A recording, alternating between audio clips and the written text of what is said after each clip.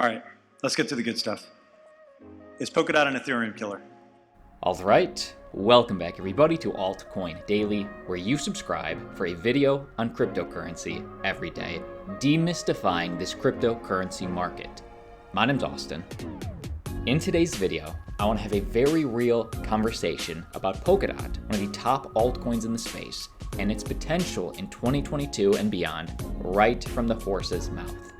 Gavin Wood, co-founder of Polkadot, who you see speaking, dishes the dirt on what to expect as a DOT holder. This is from the Mainnet 2021 conference from a few weeks ago, in conversation with Masari. And in today's video, I want to share with you 3 of the most valuable clips from this conference, culminating to the question, how many Polkadot DOT tokens do you need? First off, give me 60 seconds, let's just clue everybody in and define what exactly Polkadot, the cryptocurrency, what is it? Well, in simplistic terms, it's known as an Ethereum competitor, basically a more scalable, more interoperable dApp platform. And for context, just like the internet was around in the 80s, but didn't really see success mainstream till apps were built on it in the 90s. Apps like email, apps were built on the internet. dApp platforms are ushering in Web 3.0, allowing decentralized applications to be built on top. Use cases of potential killer dApps would be maybe a decentralized Google, decentralized Twitter or Facebook, etc., potentially ending the overreach of big tech and putting the control in the hands of the people. That's the dream. But the issue is, and what cryptocurrencies like Polkadot, like Cardano, like Cosmos, etc., are aiming to solve, is interoperability. Because right now, blockchains like Bitcoin, like Ethereum, etc., are siloed off from each other. They can't communicate. But if mass adoption is going to happen, this needs to change. And Polkadot is aiming to be that blockchain of the blockchains. The internet of blockchains, as they say. Okay, I hope that was clear. Let's take a hard right turn into this first clip. Is Polkadot the Ethereum killer? Well, that's like saying, is Microsoft a Chrysler killer? They're sort of going for 2 different things. Gavin Wood explains in this first clip out of 3. Watch this. All right, let's get to the good stuff. Is Polkadot an Ethereum killer? Clone? Hell no. I mean, so... Killer, I said, not clone. Killer? Yes. I don't think the word killer is a very good word to use. I think, you know, I think we need to understand the difference between product market and crypto market, right? Mm-hmm. It's not that you say, right, we have the FTSE 100 or the NYSE stock index, and we say, right, well, there's Microsoft and there's Chrysler, and is Microsoft going to beat Chrysler? Well, I mean, you can say, well, has Microsoft got a higher market cap than Chrysler? But does it matter? Why does it matter? Like, Microsoft's doing one thing. They have one product set, one set of clients, one set of customers. Chrysler have a completely different product set, completely different set of customers. They operate in different industries. And I think I think we need to start looking at crypto ecosystems from this point of view. Yes, there is one crypto market, the same way there's one stock market. But the different entities that are listed in this crypto market don't necessarily have to be competing in the product sense. And my personal feeling is that parachains, for the reasons that I just explained, are a fundamentally different product to smart contracts. And this is why Polkadot, in addition to having parachains, also has smart contract parachains. Okay, so Polkadot is not an Ethereum killer, it's an Ethereum interoperator, just like Polkadot is aiming to interoperate with the whole market. And by the way, I will link this down below in the video description. Check it out if you want to see the full conversation. But next up, just to be as accurate as possible when answering the question, how much Polkadot do we need?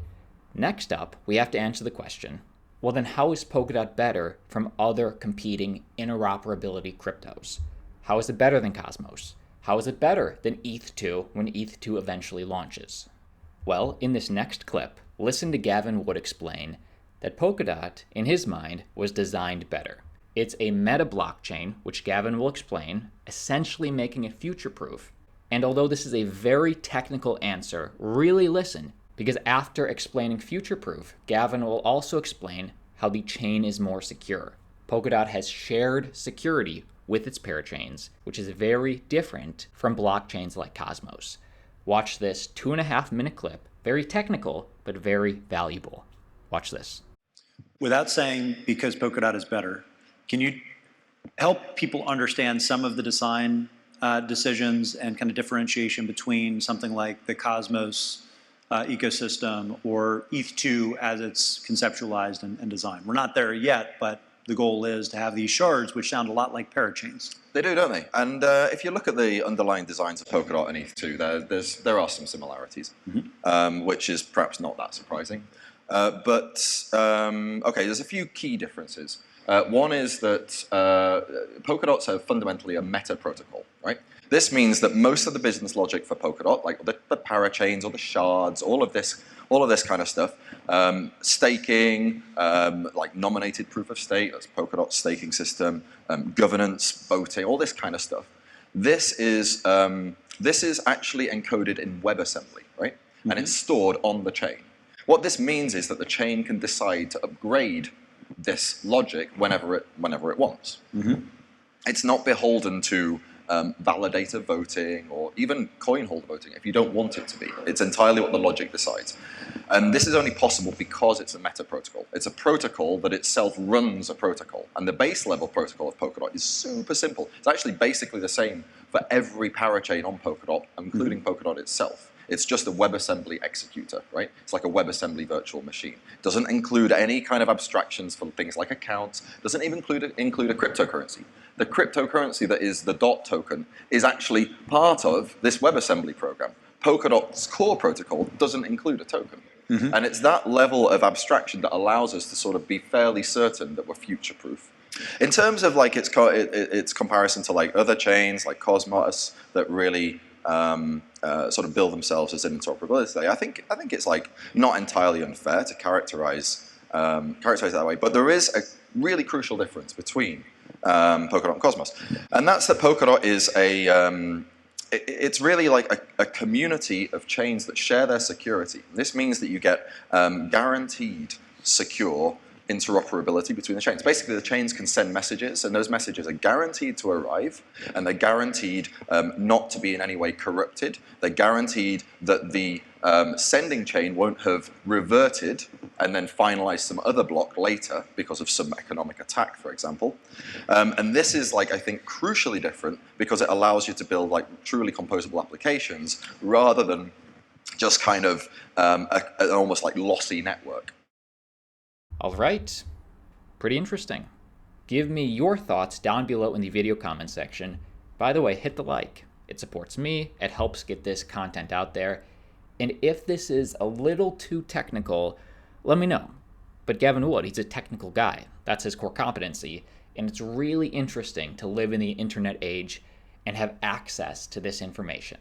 Before we get to the numbers and talk about how much Polkadot, let's play the final clip answering the question, what should we expect from Polkadot as DOT holders in the future? Listen to Gavin Wood explain that now the DeFi has started. It has just started to go mainstream.